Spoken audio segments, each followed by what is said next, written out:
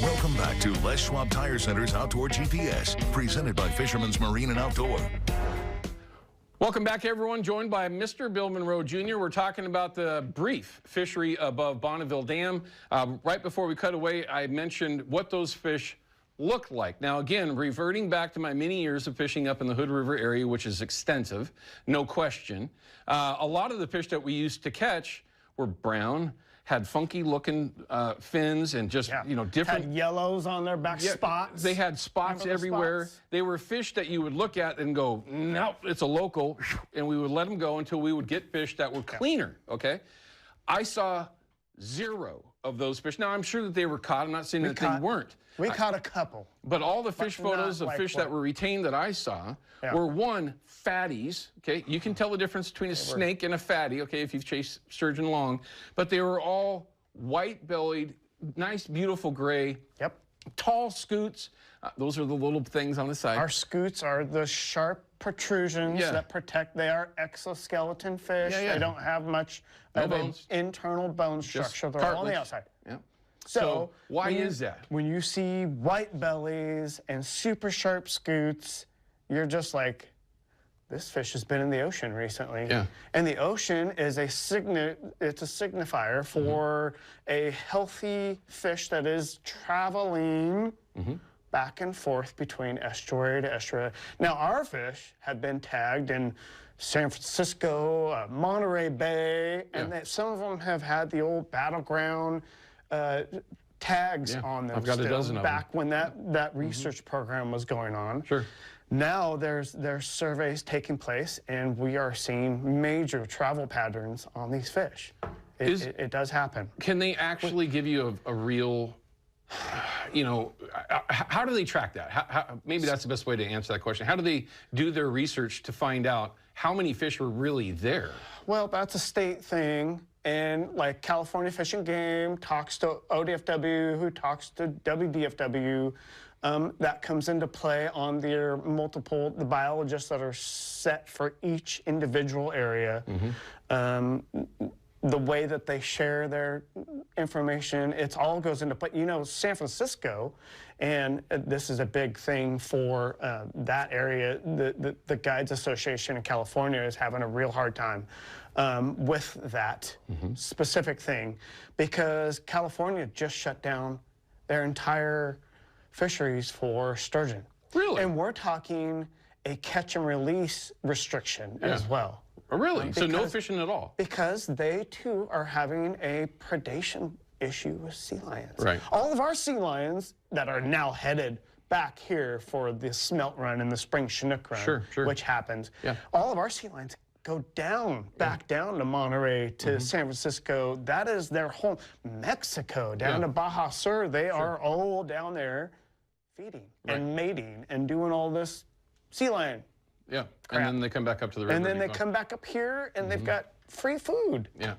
And undeterred by us, absolutely. And that's where we've had these problems amending the MMPA. We can't get it done enough. What are the states saying to you? Out of the folks that you get a chance to communicate with in email, phone calls, whatever it is, because you're involved in a number of different things, what are they saying?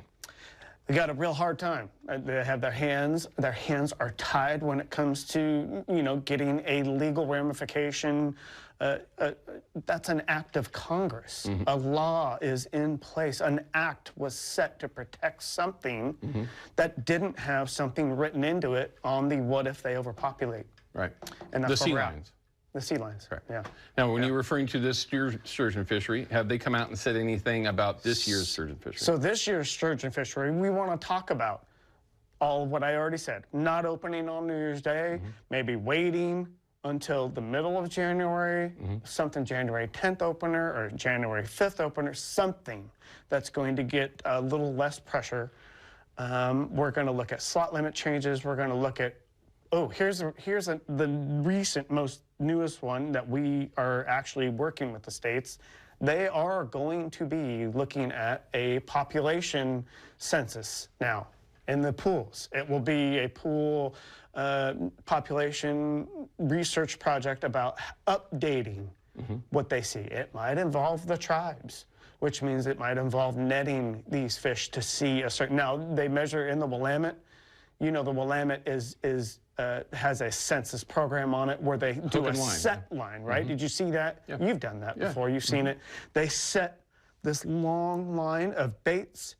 They catch how many they catch. They mark it down, and then this set line per square river mile gets put together, and that's your census. Sure, makes sense. That's modern. That's modern. Yeah, that's what would make sense to do. That's not being done up there. Because from a layman's point of view, and let's just admit, I'm not the brightest bulb in the bunch, okay? But when you got that many fish that are caught up there in one day, and then you go back the following day and see so many bites, of course, just for one boat. Still happen. There has to be a large population there. Yeah. Would that justify maybe having, instead of a 695 or whatever it was, 675 initial, maybe have it higher than that, or maybe reevaluate that after a certain number is caught? If this population project gets completed and they see an improvement in these pool fisheries on overall numbers, then yeah, that quota could change for the better. For the better. Yeah.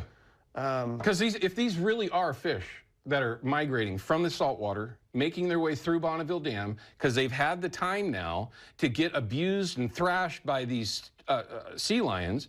These are old fish. And yeah, it's a fish. They got a little tiny brain.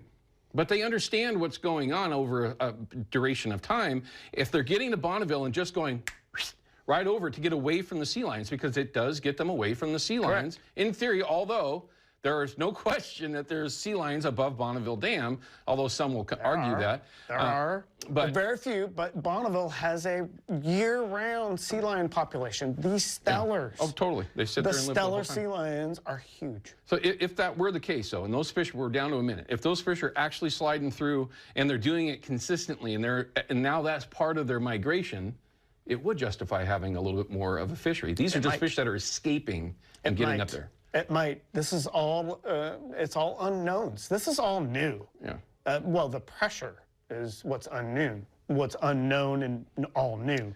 But supply and demand has created these fisheries. Yeah. When you neck down all these fishermen into one area, what are you going to do? I mean, this is what's going to happen. Okay, final thoughts, though. Go ahead. Next year, it's going to be around, right? It's a year from now. Everybody's already hopefully excited about it. What do you think might happen between now and then? I think we are going to have meaningful conversations about it.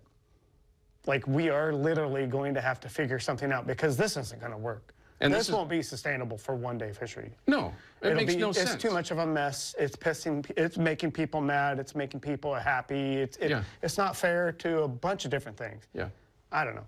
I saw more sport boats than I've ever seen in my life, which is great. I love that. Everybody was looking forward to the fishery. Everybody was looking forward after that first of the year. I know. But hey, my time's always too short. It's good to see you, brother. Yes, sir. Love you, man. Yep. Frustrating, no doubt. It's certainly a fishery that is now under the microscope, as opposed to what it has always been, which is a just secondary thought that they didn't really care about. It was just, yeah, just give it to them. Just let them go. Yeah, just go fishing. Now it's something that is a legitimate fishery that they have to do something about. All right, we'll be back in a minute to wrap things up and give you an idea what we got going on this upcoming